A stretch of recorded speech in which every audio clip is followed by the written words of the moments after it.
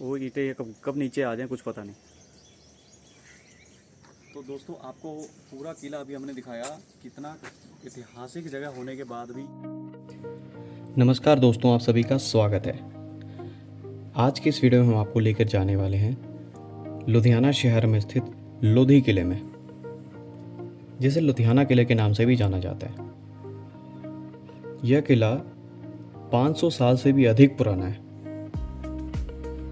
और ऐतिहासिक बनावट में इस किले को ऐतिहासिक धरोहर के रूप में भी भारत सरकार ने इसे मान्यता दी है।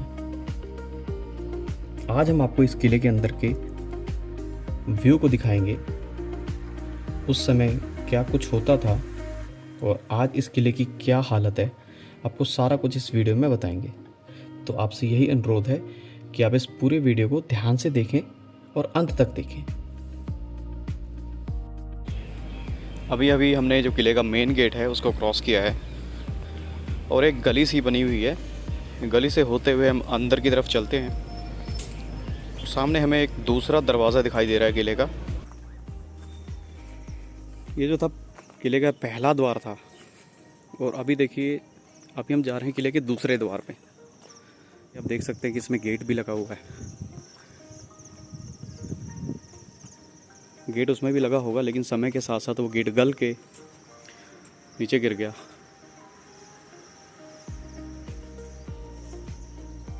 बहुत ऐतिहासिक मीनार, इसकी बनावट।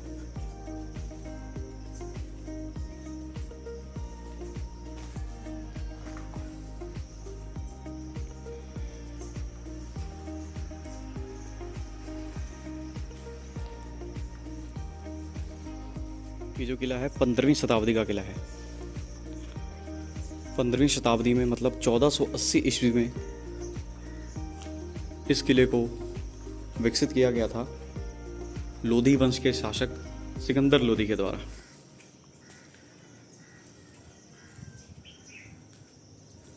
देखने में बहुत मामूली सा लगता है, लेकिन उस समय मामूली किला नहीं हुआ करता था।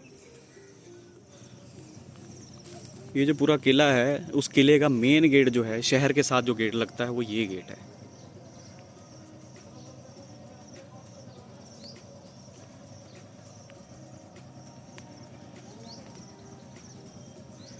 इस गेट का एक पल्ला अभी लगा हुआ है, दूसरा पल्ला तो समय के साथ साथ कमज़ोर हो गया और बाहर निकल गया। ये छोटा सा गेट है, देखिए जैसे आजकल दिखा होगा आपने, बड़े गेटों के अंदर छोटा सा एक गेट बना होता है आने जाने के लिए, ताकि बड़ा गेट ना खोलना पड़े। तो वैसे ही जो एक ये सिस्टम पहले भी चलता था। कीलें देखिए कितनी मोटी कीलें लगाई हुई हैं। इन मोटी कीलों से इस गेट का वज़न जो है, जो हिलने में नहीं आ रहा है। बेशक समय के साथ साथ इसमें जंग लग गया है और ये हिलने में नहीं आ रहा है, इतना वज़न है। ऐसा जान पड़ता है कि सिर्फ इसी पल्ले का वज़न कम से कम 30-40 किलो होगा और है ये ठोस लकड़ का।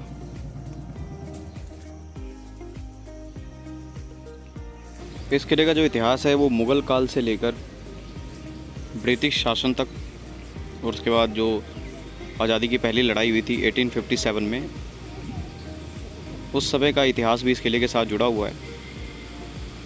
और आज़ाद भारत के बाद इस किले की कोई यूसेज ना रही, इस किले में कोई रखरखाव ना रहा, तो उसके बाद इस किले की इमारतें जो हैं वो जर्जर हो गई हैं।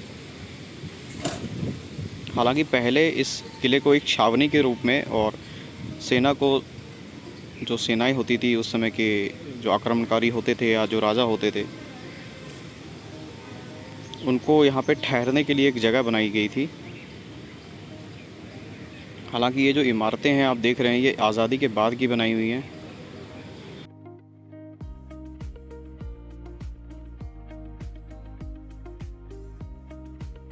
इस किले की सारी बिल्डिंगें या सारी दीवारें, हम कह सकते हैं, बिल्डिंगें तो यहाँ पे हैं ही नहीं, सारी बिल्डिंगें ध्वस्त हो चुकी हैं। तो जो जितनी भी दीवारें हैं यहाँ पे बची हुई, जो अवशेष रह गए हैं किले के, कुछ उस समय के लगते हैं जब ये किला बना होगा, और कुछ उसके बाद जो इसमें परिवर्तन किया गया है। कहा जाता है कि कुछ समय पहले इसके अंदर एक अनुसंधान केंद्र बनाया गया था। अनुसंधान केंद्र के बाद कुछ समय के लिए इसको स्कूल भी बनाया गया था, जहाँ पे बच्चे पढ़ने के लिए आया करते थे। तो अभी हम आगे बढ़ रहे हैं और यहाँ पे कहते हैं कि एक सुरंग भी हुआ करती है जो उस समय किले के अंदर बनाई गई थी। आज वो सुरंग बंद कर दी गई है। वो जो सुरंग थी उसका मैं व्यू आपको दिखाऊंगा अभी। कहते हैं वो जो सुरंग थी वो यहाँ इस किले से शुरू होती थी, जो फिलौर के अंदर एक किला बना हुआ है, महाराजा रंजीत सिंह का किला, उस किले में जाती थी।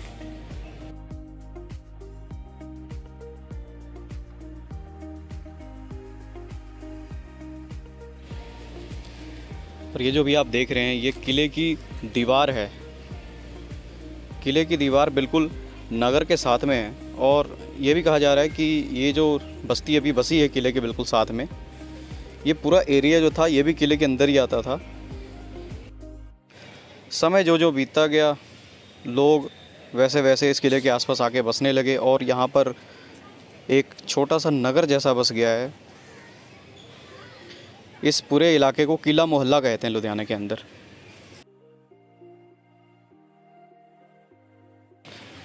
अभी आप देख सकते हैं ये वही वाला सुरंग है जिसके बारे में मैंने अभी चर्चा की थी कि ये जो सुरंग है इसका एक द्वार तो यहाँ पर है और दूसरा द्वार जो है वो फिलौर महाराजा रंजीत सिंह का किला है, जहाँ पे इसका दूसरा द्वार।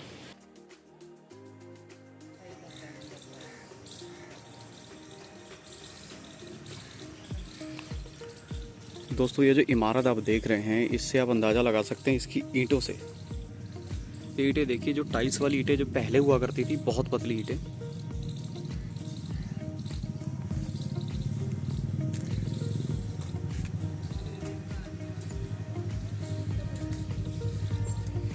अंदर का व्यू मैं आपको दिखाता हूँ।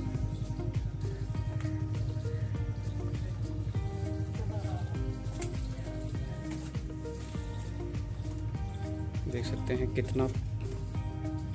कितनी पुरानी ये जगह है।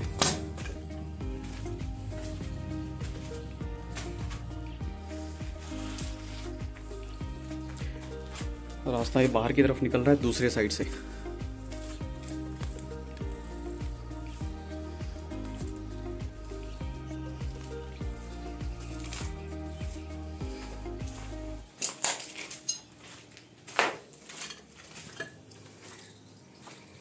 तो चलिए अब हम किले के दूसरी तरफ चलते हैं, जहाँ से मैं आपको एक ऐसी जगह दिखाऊंगा जहाँ पे उस समय के लोग घोड़े अपने खड़े करते थे।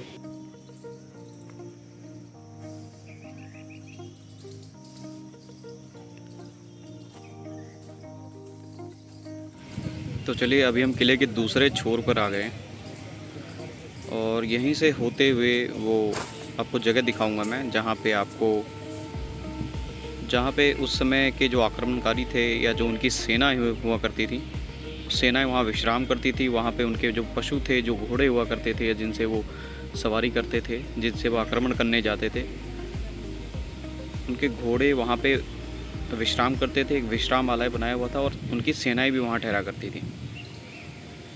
ये जो मैं बात बता रहा हूँ आपको, ये लगभग 1400 से 1500 सदी की है, जब मुग़ल शासक का शासन हुआ था हमारे देश में और लुधियाना में। और उसके बाद जब महाराजा रंजीत सिंह ने इस किले के ऊपर फतेह हासिल कर ली थी मुग़लों से, और महाराजा रंजीत सिंह का कार्यकाल ख़त्म होने के बाद अंग्रेज़ों ने इस पे शासन किया। और उसके बाद जब आज़ाद हिंद फ़ौज की जब स्थापना हुई थी तो 1857 ईस्वी के आसपास इस किले के ऊपर आज़ाद हिंद फ़ौज ने कब्जा कर लिया था।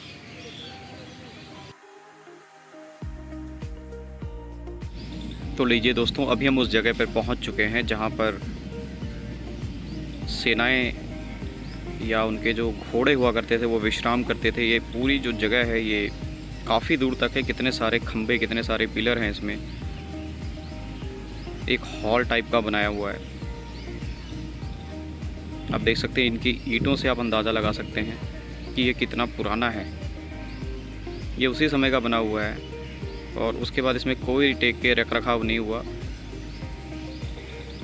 बस थोड़ी बहुत रख रखाव कह सकते हैं, इसमें पेंट वगैरह कराया गया होगा दोबारा से। अब सारा जो एरिया देख रहे हैं, ये सारा एरिया ये उनकी सेनाएं रुकने के लिए या उनके जो घोड़े होते थे उनको यहाँ पे ठहराया जाता था, एक विश्रामालय था ये। कितना वीरान पड़ा हुआ है, रख रखाव ना होने के कारण आप इसकी हालत देख सकते हैं।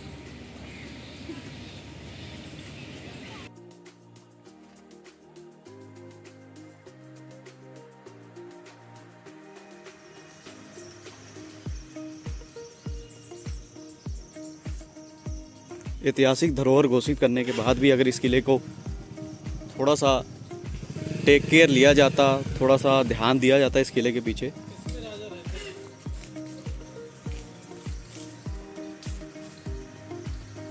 तो इस किले को भी एक टूरिस्ट प्लेस बनाने में मदद मिलती।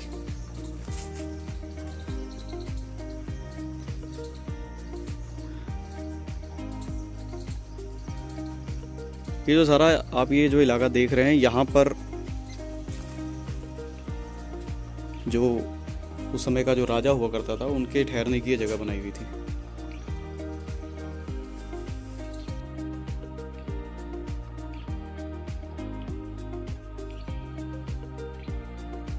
और आपको अभी जो मैंने सुरंग दिखाई है, वो सुरंग महाराजा रणजीत सिंह ने जब इस किले पर फतह हासिल की थी तो उन्होंने इस सुरंग का निर्माण करवाया था, ताकि वो डायरेक्ट यहाँ पर से अपनी सेना को, या आप अगर खुद यहाँ पे आते हैं तो यहाँ से डायरेक्ट वो अपनी किले में अंडरग्राउंड से चले जाएं।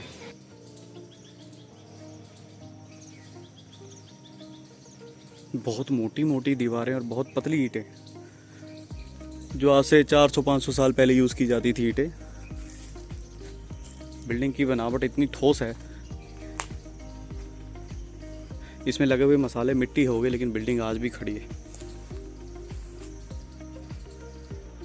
गवर्नमेंट को थोड़ा सा ध्यान देने की ज़रूरत थी। ऐतिहासिक धरोहर घोषित होने के बाद भी इस जगह पर प्रशासन की निगाह नहीं पड़ी, जिसके कारण ये जगह जो है जर्जर हो गई है बिल्कुल।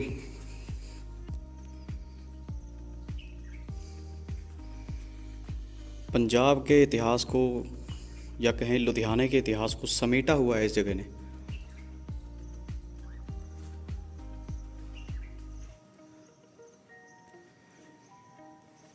पंद्रहवीं शताब्दी की ये इमारत जिसको अब अभी आप देख रहे हैं।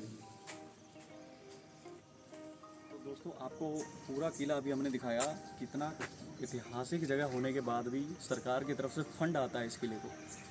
जैसा कि यहाँ के लोगों ने बताया कि यहाँ पे फंड आता है सरकार की तरफ से, उसके बाद भी किले की स्थिति देख के आप अंदाज़ा लगा सकते हैं कि कितना फंड इस किले के ऊपर लगाया जाता है। सारी इमारत जो है वो जर्जरी हुई पड़ी है।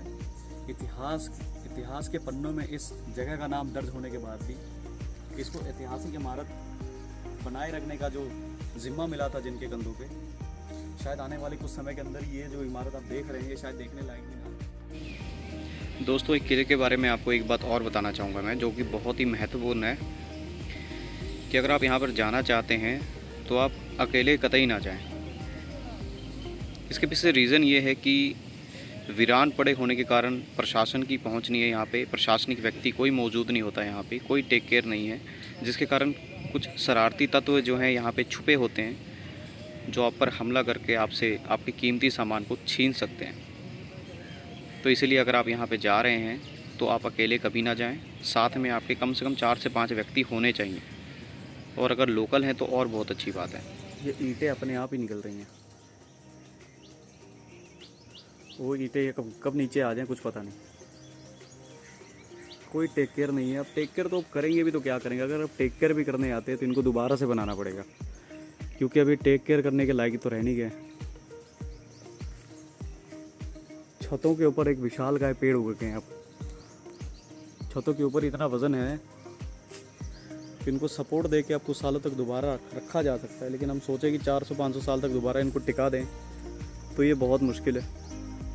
इसको नया रूप ही देना पड़ेगा। फिर अगर नया रूप दे ही दिया तो फिर इतिहास का क्या फ़ायदा।